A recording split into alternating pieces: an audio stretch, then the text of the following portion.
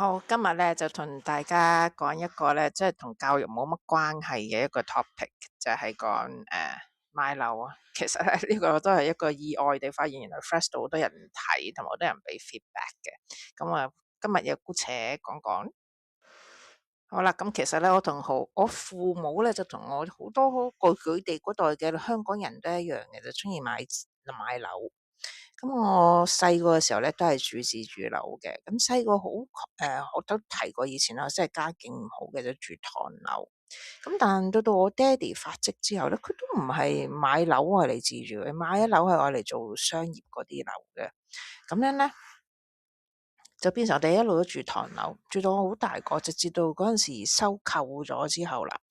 咁有公司嚟收購咗嗰間唐樓之後啦，咁就變成我哋就搬咗去翻，都係唔係好遠嘅，即係一路都係住港島區。咁就住啲單支樓嘅。咁嗰陣時買嘅時候，我相信應該都有成30幾年樓噶啦，應該有30年噶啦，我唔係好記得，我要 check 翻先。嗰時我哋買嘅時候都已經30年樓齡。咁就初初入去住嘅時候好開心㗎，即係其實都即係一嚟一個居住環境嘅改善咗好多啦。咁二嚟咧就其實嗰陣時初初搬入去嘅時候咧，鄰居係好好嘅。咁到後尾咧就隔離屋咧就又搬咗啦。咁佢哋唔係 exactly 搬咗，即係佢哋唔喺度住，因為佢哋移民。咁間屋就吉咗嘅。咁跟住再後期買俾另外一個嘅時候咧，就經歷過一啲好不愉快嘅事件，即係我隔離嗰個真係可以用白卡嚟到形容。後尾搬入嚟嗰個。咁當然中間亦都經歷過好多啲好多即係起起伏伏啦，即係我哋都經歷過大維修啊，又有拆僭建，大規模拆僭建。因為嗰啲咁嘅單支樓咧，舊啲單支樓好多時咧，前面咧係晒嗰啲嘅大家一齊心地去起僭建。咁於是佢哋外出睇咧，就好似唔似係僭建啦，其實係嚟啊。咁跟住就有啲即係有啲法團有啲人嘈啊，諸如此類啊。咁啊搞手又要查，即 basically 我哋經歷咗兩次大包圍，係啦，經歷咗兩次大包圍。咁隔離屋又經歷過佢哋搬走移民之後咧，就水浸啦，咁浸到過嚟我哋度，因為吉屋冇人知啦，啲地板炒晒啦。咁跟住到後尾賣咗一盤啦，佢賣咗隔離嗰個就同以前啲鄰居嗰個 profile 有相當大嘅差距。咁我估因為嗰度實浸咗啦，所以佢都要減平賣。咁樣所以就真係白卡啊！真心講白卡。有喺呢一個生活喺惶恐之中咗一段日子之後，卒之都因為我屋企人咧係好唔中意搬屋嗰類嘅，就經歷咗好大嘅呢個嘅力度嘅去 persuade 佢哋咧，先至可以去到搬屋。咁因為係自住樓啦，咁要賣咗先有嚿錢可以買翻。咁嗰時啲 agents 咧已經同我哋講咧就話係買唔翻同樣尺數嘅新樓。市區亦都買唔翻。如果賣翻出去嘅時候，因為嗰間樓嗰陣時都應該有40幾年噶啦，應該就40幾啦吓。咁應該買唔翻一啲即係同樣 size 噶啦喺市區。咁如果要買咧，就要去新界。咁我屋企人就好抗拒搬入新界嘅嗰陣時。咁所以就變成租咗屋住先，咁然之後先至買咗樓，然之後先至再諗咁樣咩形式啦。呢一個就係我開始由自住樓轉咗去租屋嘅呢一個嘅第一個嘅 change 啦。咁所以但件事可以話之好 traumatized 嘅，喺我traumatized 咗我好多嘅。因為第一樣嘢啦，你會知道自住樓咧，你要搬咧好難，因為你要賣甩咗嗰層樓。第二樣嘢咧，要發現有好多因素你係 control 唔到嘅，你隔離搬啲咩人過嚟咧，你 control 唔到。第三樣嘢，經歷大包圍，喂，你知大包圍咧，真係咧嗰啲點講啊？啲嘈吵嘢，即係唔係佢啲裝修嘈吵嘅，即係裝修嘈吵係必然噶啦。佢即係傾埋欄之前咧，嗰啲業主立案法團之間嗰度啲業主之間啲關係啊，嗰啲爭吵啊，真係好難以用筆墨嚟到去形容。咁簡單啲嚟講啦，以我嗰陣時住自住樓嘅經驗咧，其實嗰個好處咧就係最簡單噶啦，就係個地方上穩定性，你唔會成日諗住要搬，因為係自己嘅樓，亦都唔係咁容易搬，因為唔係咁易買得走。咁另外一樣嘢咧就係個精路嚟計下，即係個平時嘅支出咧就係細，因為嗰陣時我哋嗰間即係唐樓當然冇管理費啦。咁到後期嗰一間單支樓咧，其實我哋管理費係超級平，因為我哋嗰度有個樓下有個位咧，佢係可以賣咗做 advertising space 㗎，因為嗰度係個 office 嗰個樓層嚟嘅，咁佢哋嗰度咧就可以做咗 advertising space，咁嗰度個收益咧其實都相當高嘅，咁所以其實咧佢就管理費平之餘咧，佢哋嗰陣時兩次大包圍咧，每一次夾嘅錢咧，其實唔算話好天價，起碼即係相對於而家近期見，咁當然嗰陣時幾廿年前啦，即係所以相對而家近期見嗰啲數字，以佢做嘅點講啊個幅度嚟到去計咧，個 project 個大細嚟到去計咧，其實係好少錢，因為佢個 advertising 嗰度收好多錢翻嚟，咁就所以平日嘅支出係細嘅。咁但係平日支出細嘅另外一個原因咧，就係我爹哋媽咪咧係唔中意供樓嘅，佢係 full pay 嘅，即係就算嗰陣時我哋最艱難嘅日子咧，嗰層唐樓咧都係媽咪嗰陣時 full pay 買咗，咁後尾爹哋做生意嘅時候咧就有做咗按揭啦，咁但係都好快就即係佢生意好翻之後咧，穩定咗之後咧都贖翻晒翻嚟嘅，即係佢哋個買樓嗰個政策咧就係我要 full pay，然之後先至會買嘅，咁所以其實嗰陣時真係淨係交管理費。咁唔好係乜嘢？當然就係冇 flexibility 啦，因為你層樓壓死咗你好多嘅資金噶嘛，你要去搬走，即係好似我哋嗰陣時咁，即係極度不開心嘅情形底下咧，要去走嘅時候，你都係最先係要租樓先嘅，咁先至過渡咗先，因為同埋你要買嗰層樓唔係咁容易嘅，你要睇啱先可以買。咁另外有一樣嘢咧，就係嗰個有好多不可控制嘅因素嘅，即係譬如話你四周圍換啲咩鄰居翻嚟，你當然冇，即係你租樓都係冇 control。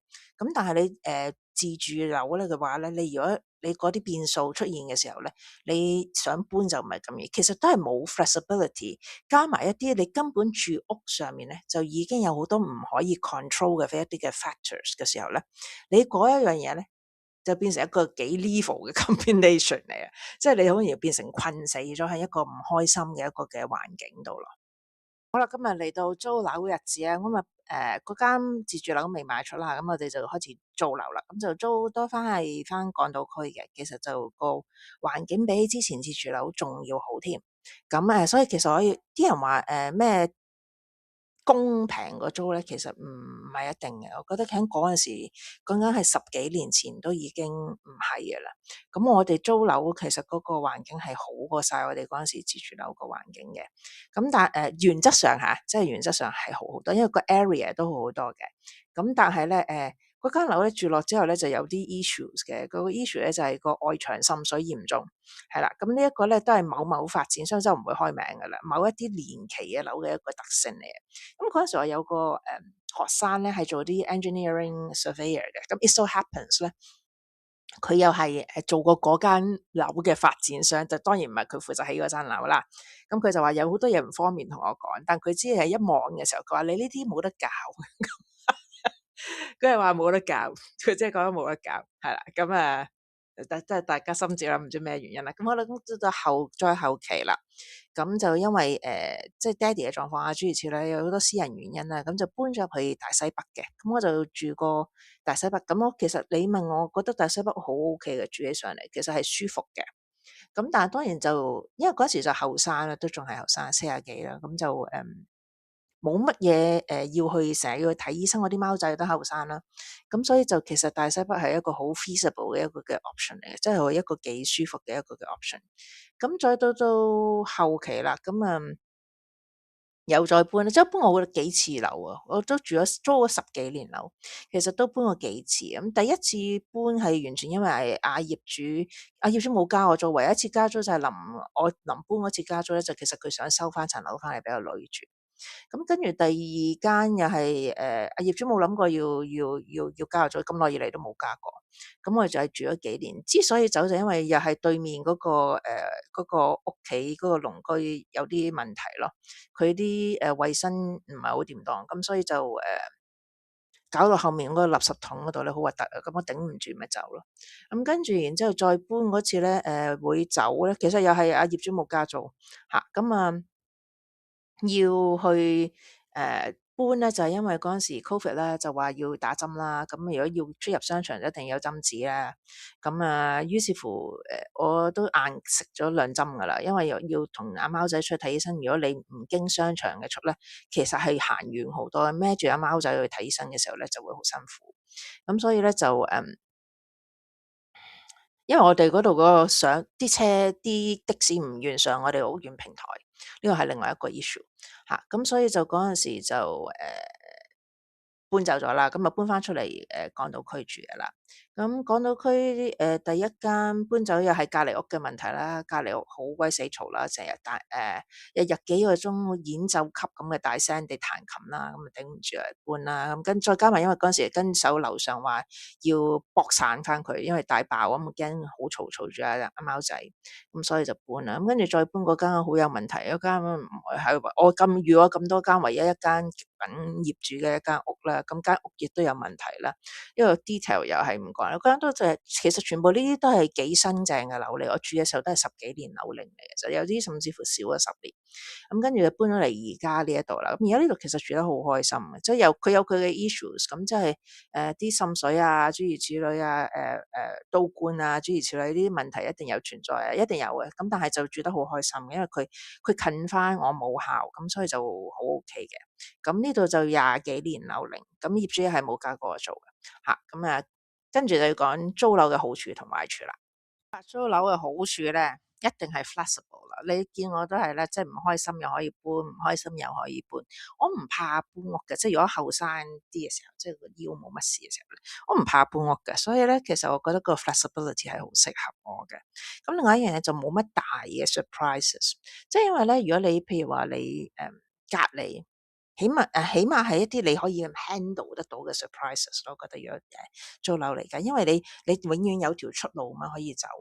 咁但係即係你都會有陣時有啲 off chance，有陣時有啲好似之前講過咁，有啲滲水啊諸如此類，咁嗰啲會有啲少少嘅 surprises。咁但係嗰啲你永遠都有知道自己有道門可以開出嚟俾你走嘅。呢個係combine，我成日都話咧，其實係幾個 factors combine 埋之後咧，佢就出現嘅效果嚟嘅。其實買樓俾到你嘅穩定，亦都係一個困身；租樓俾到你嘅咧，就係一個彈性，亦都因為呢一個彈性咧，令到咧你可以冇咁多嘅 surprises，令到你會覺得係難以控制嘅。咁有啲人會話咧，即係會俾業主講咗，你睇見我嗰個 so far 10幾年嚟，第一樣嘢，我真係有業主係用加租嚟到去想收翻層樓，或者只係一次，仲要係已經住咗幾年之後噶啦。咁另外你話加租呢樣嘢真係 so far 淨係又係遇過一個業主加租嘅啫。咁你諗下，其實嗰個加租嘅，我覺得好多時業主會唔會加你租咧？第一樣嘢好睇你自己本身點樣去即係唔係話即係一定係啲租客唔好。咁但係如果你做一個好好嘅租客咧，其實喺個業主嘅角度咧，都自然會唔係太想加租，因為驚你會走嘅。因為其實我係一個交租唔止總時，仲要係做好多，即係俾佢make sure 得到有一個信心，唔使要擔心，唔使煩嘅呢一樣嘢嘅。咁有啲咩嘢唔好啊？就當然就係裝修，你一定要一切從簡。咁好在我又係一個從來都唔係好計較裝修嘅一樣，覺得係 practical 就得噶啦。咁一切都要從簡啦。其實最大嘅一個問題咧，就年紀大之後，你的而且確係會租樓難嘅。即係有好多人會話，你咪大不了咪出去住老人院。我話你知住老人院咧，你會個人會退化得快好多。咁同埋你會有好多嘢做唔到，即係好似我而家我 work from home 㗎嘛，即係我work from home 㗎嘛，即係我屋企做嘢。咁你諗下，我喺老人院度點可能咁樣做咧？咁同埋亦都會退化得快啦。同埋老人院你要入都其實唔係一個細嘢嘅銀碼嚟嘅。咁你話翻大灣區啊，翻大灣區我又覺得唔係真係咁容易嘅，即係又唔係個個人做到。第一我唔識講普通話，第二樣嘢我又唔係好中意電子錢包。咁所以都唔係一個好 practical 嘅一個嘅 option 嚟嘅，對於我嚟講。咁所以咧同埋你年紀去到某個年紀之後咧，你上會嗰個年期就會細咗噶啦嘛。